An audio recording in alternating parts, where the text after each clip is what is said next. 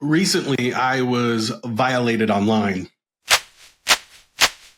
No, not that kind of violation. I'm talking about getting pitch slapped on LinkedIn. That's when you make a connection with someone on LinkedIn, and before you get to know them, they're already pitching their service, their offer, whatever it is.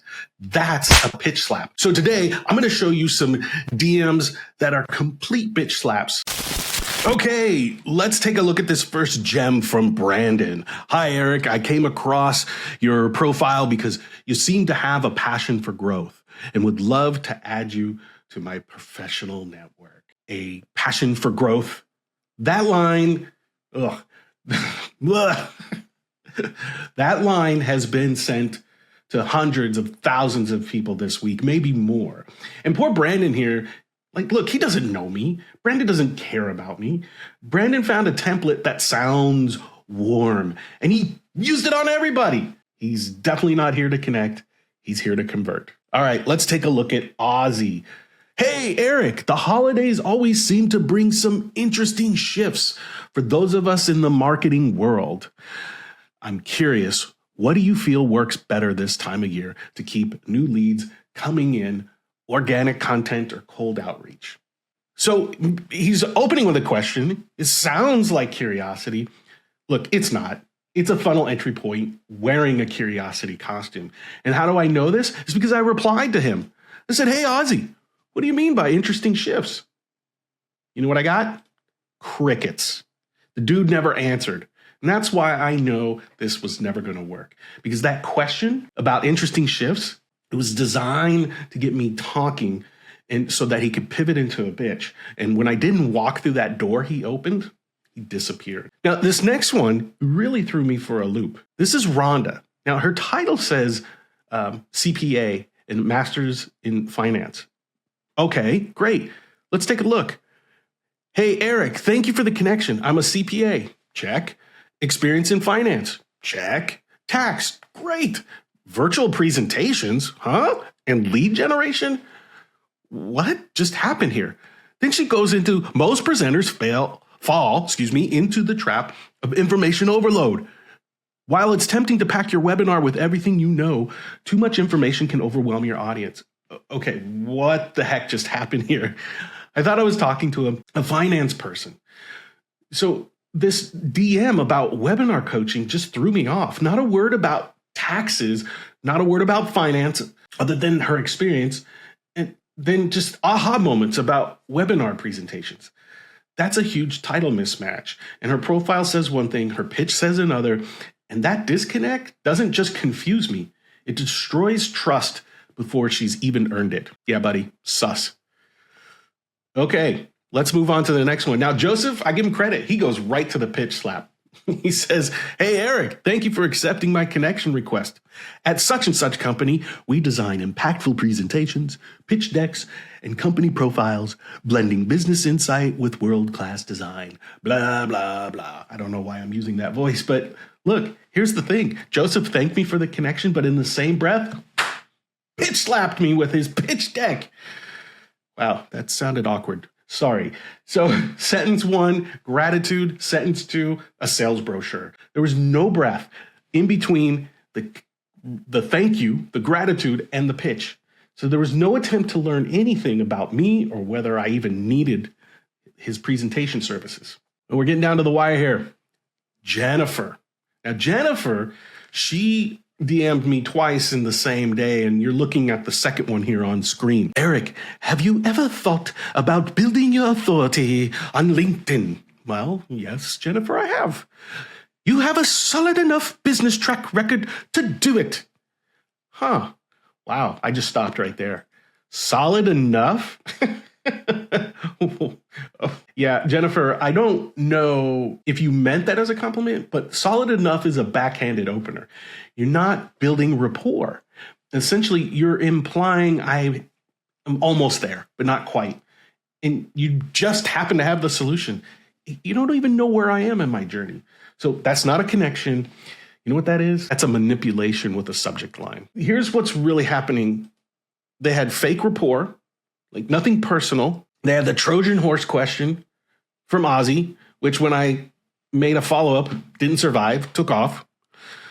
There was a title mismatch, with Rhonda, and that destroys trust before it's built. Look, Rhonda, a simple fix is I bet you have skills to do webinar and presentation, but blend it with the tax and finance world. Same breath pitch like Joseph. That's the true pitch slap. He just treats the connection as the transaction. And then the backhanded compliment from Jennifer. The reader will ultimately feel shame or some kind of negative connotation to not having their solution or achieve some type of milestone. And the other thing that they have in common is none of them tried to actually find out what I need or if I even need what they're selling. Rhonda, doesn't know if I run webinars. Joseph doesn't know if I need a pitch deck. And Jennifer certainly doesn't know if I need more inbound clients. Hint, I do. Before you all get mad at me and say, well, you accepted their request, some of these profiles make complete sense on the surface. A revenue ops professional, a tax and finance person. These are legitimate connections for someone running a business like mine. I'm not trying to bait anyone, but here's the part people miss. I'm running a messaging business, and part of my job is understanding what bad outreach looks like, so I can teach clients how to avoid it. And accepting a connection to study that pattern isn't a trap. It's my field work. And here's what my field work taught me how to fix this. Number one, ask before you pitch. This is a very simple place to do it. It's in the connection request itself. You could say something like, hi, Dan. Please use their first name. And one little nitpick, avoid using the word hey. I know we do that a lot here in the US, but hey should be really left connections you've already established. Hey doesn't really work in Europe very well, and again, unless you really have a true connection with that person. So back to the screen. Hi, Dan or Maria or whoever. I work with type of person. Hopefully it is the person you're reaching out to, dealing with a specific problem, again, relevant to them. Thought it'd be worth connecting. If that's not relevant right now, happy to stay connected and share ideas. Why this works is because, yes, you are trying to qualify at a lead, but you can do it without being salesy. You've shown respect for their time by keeping it brief, and you gave them an out, which ironically is what makes people want to trust you. Okay, number two, make your profile and pitch match. We saw that with Rhonda. Really good in taxes, really good with webinars.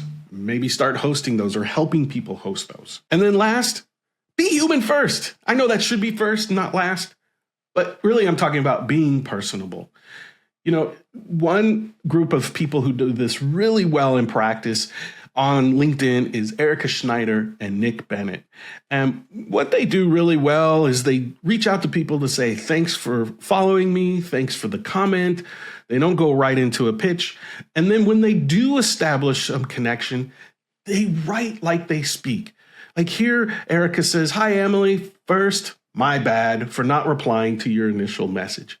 Now, if that's not how you speak, all good. But write like you speak. That's the clear takeaway. And after there's been an established connection and communication about the other person and what they do, here, Erica pivots right to want to get on a call on the calendar. That's because they were already talking about business and it made sense. And this is a really good example of that. And I'll leave their descriptions, their LinkedIn profiles in the description below.